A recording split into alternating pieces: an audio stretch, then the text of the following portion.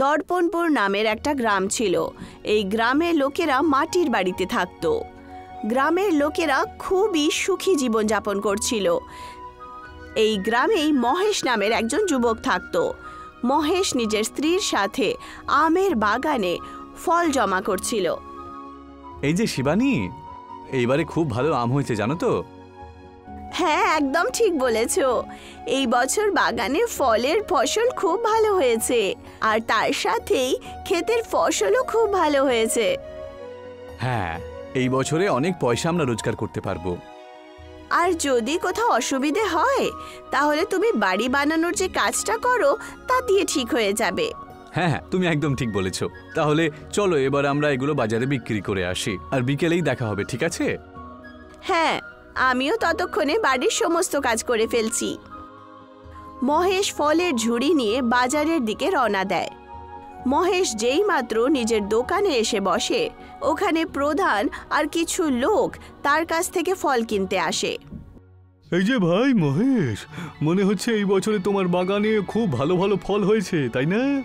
হ্যাঁ প্রধান মশাই, একদম ঠিক কথা বলেছেন। আমি আর শিবানী আজকে এই বিষয় নিয়েই তো কথা বলছিলাম। অনেক ফলের কথা হলো, বুঝেছো? তোমার সাথে কিছু দরকারি কথা আছে আমার। কি কথা আছে প্রধান মশাই? আসলে ব্যাপারটা হলো যে গ্রামের মাটির বাড়িগুলো অনেক পুরনো হয়ে গেছে, তো তাই আমরা ভাবছি যে এবার থেকে আমরা পাকা বাড়ি তৈরি করে নেব, তাহলে বেশি সময় পর্যন্ত টিকে থাকবে। হ্যাঁ হ্যাঁ, আপনি একদম ঠিক কথা বলেছেন। আমিও তো আমার বাড়িটাকে পাকা বাড়ি করার জন্যই ভাবছিলাম, কিন্তু সবথেকে বড় সমস্যা হলো গ্রামের প্রতিটা মানুষ এত পয়সা কোত্থেকে আনবে। হ্যাঁ, আর সেই জন্যই আমি ঠিকাদারের সাথে কথা বলার কথা ভেবেছি।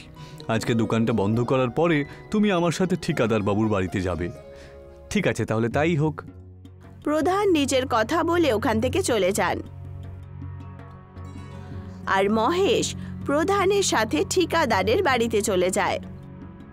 কি হয়েছে প্রধান আর মহেশ, তা হঠাৎ আমার বাড়িতে? একটা দরকারি কাজ ছিল ঠিকাদার বাবু, তাই তোমার কাছে জিজ্ঞাসা করতে এলাম। আর মহেশকে আমি সেই জন্যই নিজের সঙ্গে নিয়ে এলাম, বুঝলে? তা বলো, কি কাজ? আসলে ঠিকাদার বাবু, আমি বলছি, আমরা ভাবছি যে সবার মাটির বাড়িগুলো পুরনো হয়েছে, তাই এখন আমরা সবাই মিলে একটা নতুন পাকা বাড়ি যদি সবার জন্য করতে পারি। হ্যাঁ, আচ্ছা তাহলে এই ব্যাপার। কিন্তু গ্রামে তো একটা বাড়িও নেই, অনেক বাড়ি রয়েছে, এত পয়সা কোত্থেকে আনবে তোমরা? সেই জন্যই তো আপনার কাছে এসেছি। হ্যাঁ হ্যাঁ হ্যাঁ, এখন আপনি আমাদেরকে যদি সাহায্য করে দেন তাহলে গ্রামের সবাই মিলে আপনাকে আস্তে আস্তে পয়সা মিটিয়ে দিত। কি সমাজ বাজে কথা বলো, আমি এরকম কোনো সাহায্য করবো না। পয়সা নিয়ে এসো, তারপর কথা হবে, ঠিক আছে? আরে বাইরে থেকে লোকও তো আমাকে ডাকতে হবে, আর বাড়ি বানানোর যে জিনিসপত্র রয়েছে তারও তো দাম দিতে হবে।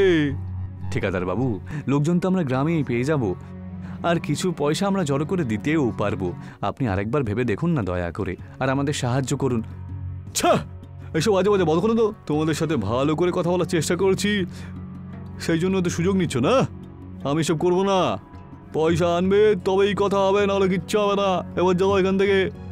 একবার ভেবেই দেখুন না ঠিকাদার বাবু, কোনো না কোনো উপায় তো থাকবেই, কারণ এরপর যখন বৃষ্টি হবে সবার খুব সমস্যা হবে, কিছু না কিছু সাহায্য তো করতে হবে, তাই না? হ্যাঁ, ঠিকই কথা বলেছো যে লোকজন আর বাঁচতে অসুবিধা হবে। প্রতি বছর যখন সবার সমস্যায় রয়েছে, তাহলে সবাইকে বলো যে সবার কাছ থেকে 1-1 বিঘা জমি আমাদেরকে দিয়ে দিতে। কি বলো? মহেশ, চলো আমরা চলে যাই এখান থেকে। আমি বুঝতে পেরেছিলাম যে এরকমই কিছু পাবো আমরা উত্তর, কিন্তু তাও একবার চেষ্টা করার কথা ভেবেছিলাম, তাই তোমাকেও এই সব দিন দেখতে হলো। কিন্তু প্রধান মশাই। প্রধান মহেশকে ইশারা করে দেয়, আর মহেশ নিজের শব্দ পিষে খেয়ে নেয়। ঠিকাদারের কথা শুনে মহেশ খুব উদাস হয়ে যায় আর নিজের বাড়িতে চলে যায়। শিবানী তার চেহারায় এই উদাসতা দেখে তাকে জিজ্ঞাসা করে, আরে গো, কি হয়েছে? কথা কি বলো?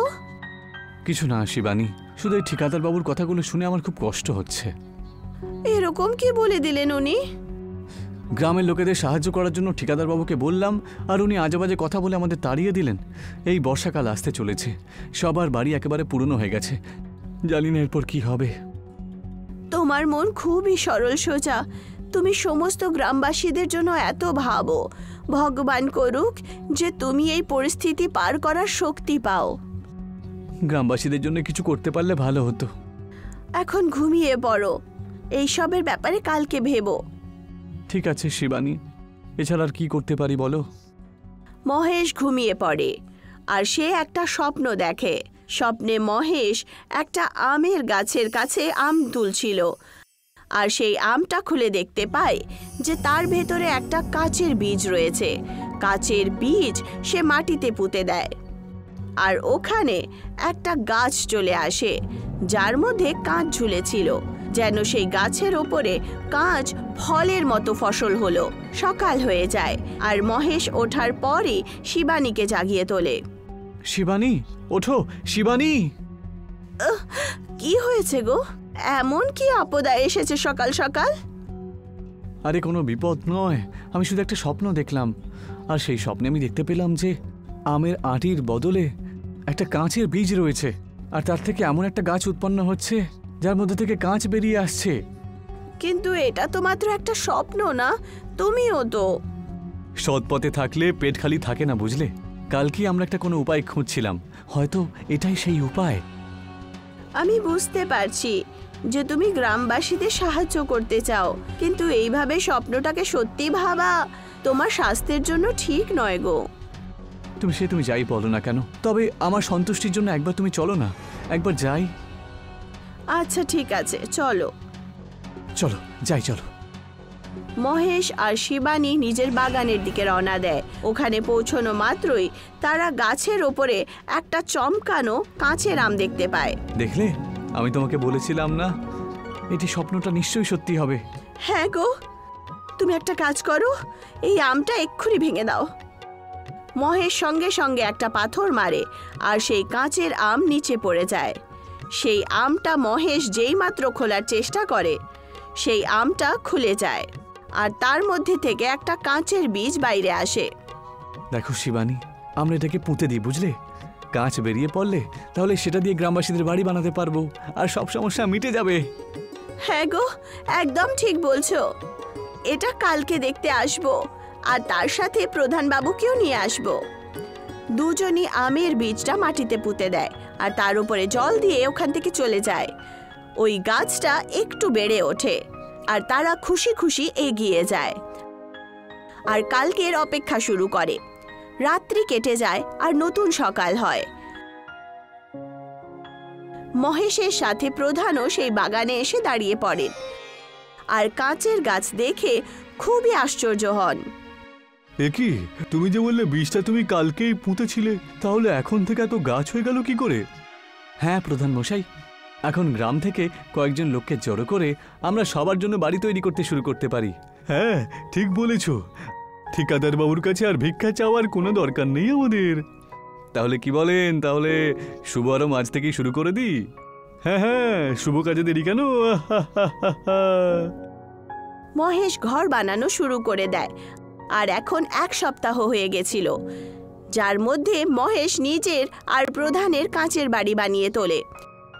মহেশ আর প্রধান মহেশের নতুন বাড়িতে বসেছিল, তক্ষুনি ওখানে ঠিকাদার চলে আসেন। এই যে মহেশ, তো কি খবর তোমার? আরে আমার খবর তো বেশ ভালোই, আপনি বলুন ঠিকাদার বাবু। আমিও ঠিকই আছি, শুধু দেখতে এলাম যে গ্রামে যে কথা শুনে চলছে তার মধ্যে কতটা সত্যতা রয়েছে। তা জানতে পারলেন তো? হ্যাঁ ভাই, তোমার বাড়ি তো দেখছি সত্যি খুব সুন্দর হয়েছে, কিন্তু মহেশ, হ্যাঁ বলুন। একটা বুদ্ধি নিয়ে এসেছি। তোমার কাছে যে গাছটা রয়েছে, মানে কাঁচের, ওটা তুমি আমায় বিক্রি করে দাও, অনেক পয়সা দেবো তোমাকে। এত পয়সা যে গ্রামে সকলের বাড়ি বানালে পরও তুমি পাবে না, বুঝতে পারলে? আচ্ছা, ক্ষমা করবেন ঠিকাদার বাবু, আমি এই কাঁচ দিয়ে গ্রামবাসীদের বাড়ি বানাবো, আর আমি বিক্রি করতে চাই না। কি, তুমি কি এরকম বোকা বোকা কথা বলছো ভাই? ঠিকাদার বাবু, আমাকে ক্ষমা করবেন, আমি আপনার মতন এই বরদানটাকে গ্রামের জন্য অভিশাপ হতে দিতে পারি না। ওনাদের কাছে যদি বেশি পয়সা আসার কোনো উপায় থাকতো, ওদের কাছে পয়সা থাকতো, তাহলে আপনাদের কাছে গিয়ে অনুরোধ কেন করতাম সেদিনকে? একটু ঠান্ডা মাথায় চিন্তা করো মহেশ। ঠিক আছে, কাঁচের গাছ যখন বিক্রি করবে না বলছো, তাহলে আমার সাথে মিলে কাজ করো তুমি, এতে আমরা অনেক পয়সা পাবো। তোমার কি মনে হয়, গ্রামের লোকেদেরকে সব কিছু যদি ফ্রিতে পেয়ে যায়, এরপর কি তারা কাজ করার জন্য কোনো ইচ্ছে থাকবে বলো তো? প্রধান মশাই, তুমি বোঝাও না ওকে, চুপচাপ বসে আছো কেন?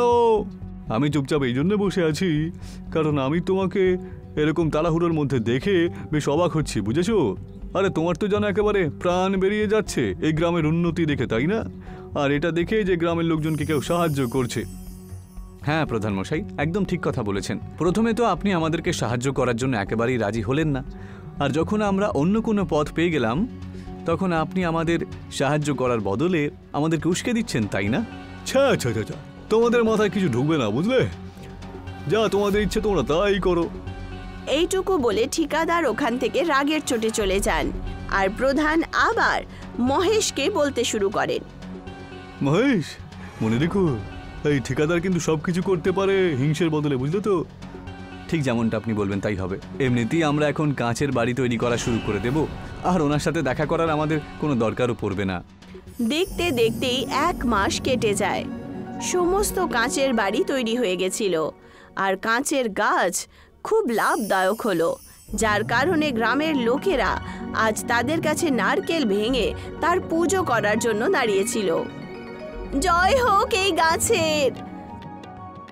গ্রামে বৃষ্টির আগেই সবার বাড়ি নতুন তৈরি হয়ে গেছে, এর থেকে ভালো আর কি হতে পারে?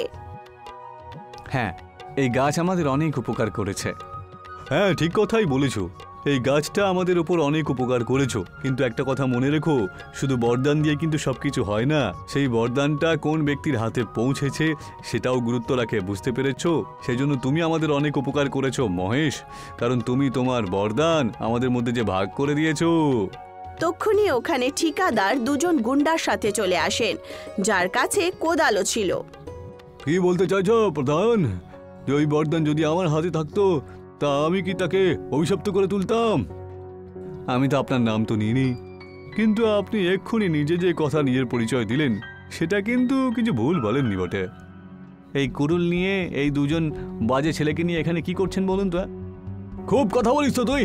আরে বেশি কথা বললে গলা উড়িয়ে দেবো কিন্তু। হ্যাঁ, আরে না না না ভাই না, আমরা এখানে শুধুমাত্র গাছটা কাটতে এসেছিলাম, আর যদি মাঝখানে কেউ না আসে তাহলে হাতাহাতি কিছু হবে না। যেমন আপনি বলবেন ঠিকাদার বাবু।